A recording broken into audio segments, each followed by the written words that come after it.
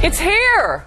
I was going to say New Hampshire, but I meant every time. OT, baby. New Hampshire is here. I feel like we're, 25 months pregnant in the political season. Oh, that's quite an elephant. I know. It's like, wow, it's here. And so what do we anticipate? Well, I was in New Hampshire over the weekend, and the only thing I can say with absolute confidence is no one has any idea what's going to happen. Wow. The state of polling in America is in an existential crisis. It's falling apart as it is.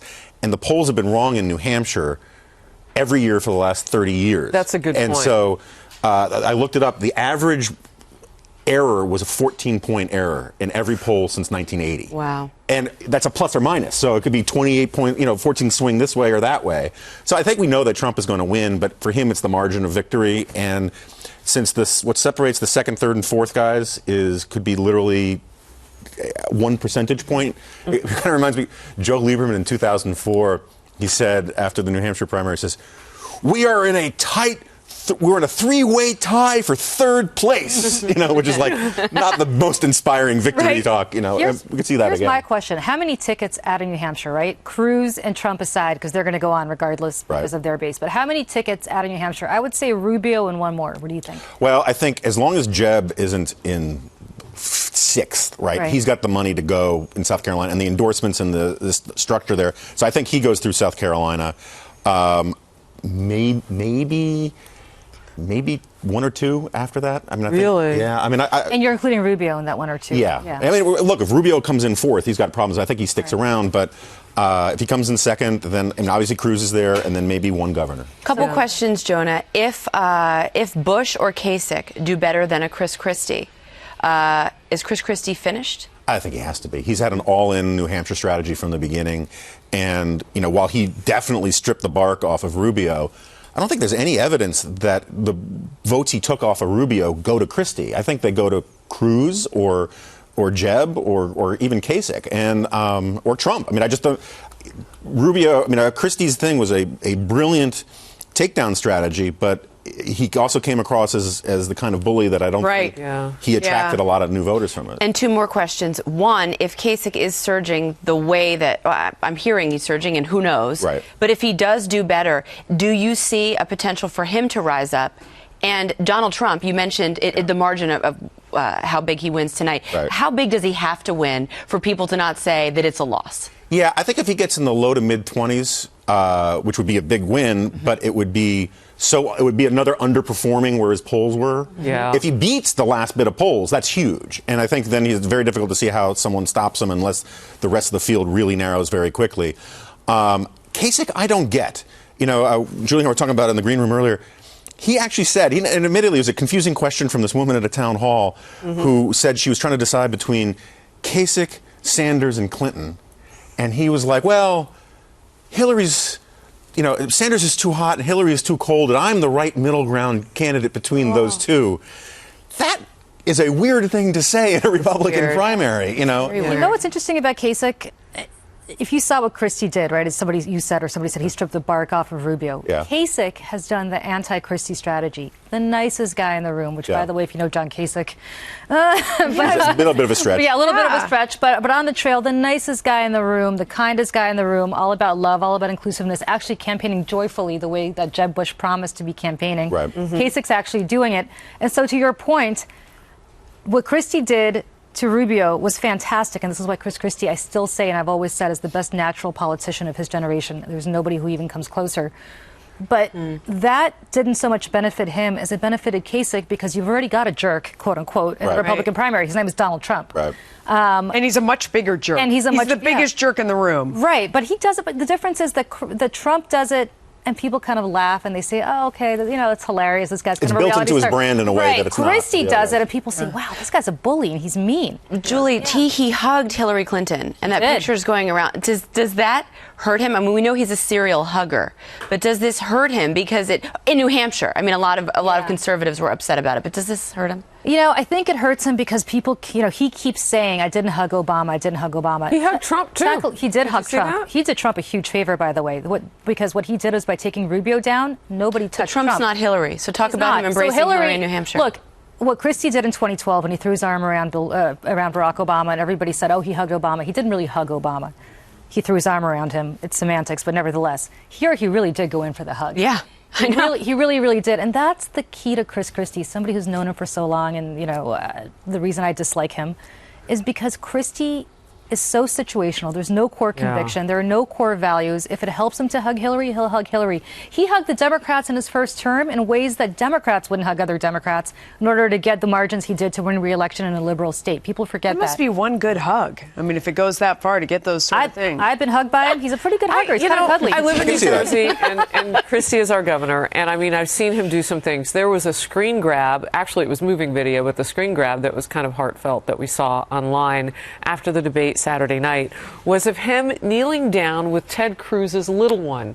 And he was having a really intense conversation with that little one. And he was there, and you see him hugging Trump. And you're right. I mean, he went in. I mean, he got in there. I mean, I do think that he has the ability to be in the moment. The question for voters, though, is which moment is he in? Let me tell you something about Chris Christie. Is he in the moment for the Democrats at that moment? Is he in the moment for New Jerseyans? Is he there for Americans? Is he there for Republicans? Or himself? Yeah, let me just say this, because this may be the last time we talk about Chris Christie, depending on how well he does today. True. If you get a drink with Chris Christie, I remember this so well. I got a drink with him maybe about right when he became governor. There is nobody better to get a drink with. He's the funniest guy on the planet. He is funny. Yeah. He's hilarious. I can't remember laughing so hard until I realized the following. I was laughing really hard, but it was always at somebody else's expense. He's that guy in school that has everybody in stitches until you realize there's a guy in the corner crying because everybody's in stitches because Christie's making fun of the guy in the corner crying. That's who he is. It's New Jersey, though. It's very New Jersey. Will it translate? New Jersey values. I mean, we see these guys. I'm proud of those Jersey values when he took the bark off Rubio.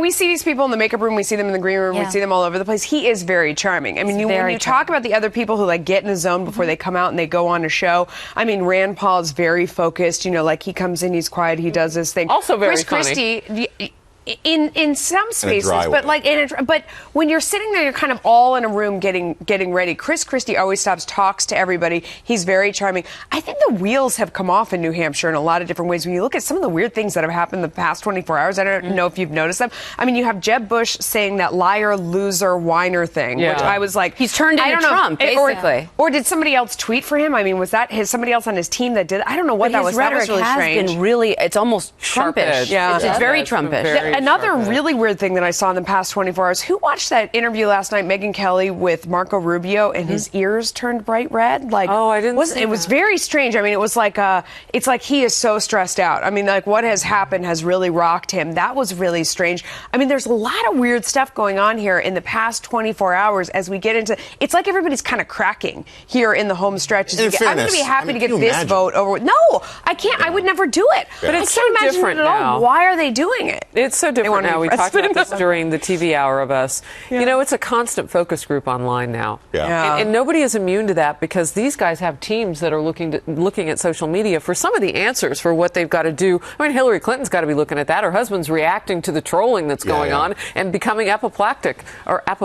He's another one the wheels have come off. Can I ask a question about Christie's strategy? Because I do think this is an important moment for him since he did stake everything on New Hampshire. If he doesn't beat Kasich or Jeb, I agree that he's toast. Should he have spent so much time going after, say, a Marco Rubio at the debate and that hug with Hillary Clinton? The reason I asked you about it, Julie, is because I think it speaks to a weakness of Romney's in the past, where people said, look, if you're that cozy or you've taken positions that are going to handicap you from going after President Obama, Romney Care and Obamacare, you're not going to be that fighter. So anytime some of these candidates, like Jeb said, I think 2 days ago or something, he said, I'm not even going to blame Obama for anything when I get elected. And I don't think things should be fair game. I mean, that's not what the base wants to hear. Yeah, they want a winner, they want a fighter, they want all that kind of stuff. That's a big part of Trump's appeal. And for me, it's a big part of Christie's appeal. He's a pit bull. He had no choice but to live. He wasn't going to work he wasn't going to play in Iowa. So his plan all along was to do a McCain and just work town halls constantly and then springboard out of New Hampshire and get a lot of money. That money doesn't come if those other guys beat him. I will say, just for the record, that James Gilmore's tortoise strategy is working. Wow. He is now in the top 8. And, Sorry, guys. Aren't there only 9? Yes. So maybe then he's in the top 9. Don't bring Jonah's mode. Jonah's got a theory going here. Don't crack. If Christie does not do, if he is beat by Bush or by Kasich, do you think he made a mistake in not strategically going after the governors the other night at the debate instead of Marco Rubio? Maybe. I mean, but the problem is, if Rubio comes in second, then a lot of these guys got to drop out, right? Yeah. So I mean, that's the problem, is that establishment channel has been so blocked, and it's funny, you know, in Iowa, Cruz was going after Trump a lot and fighting with Trump, and you know, it got kind of ugly.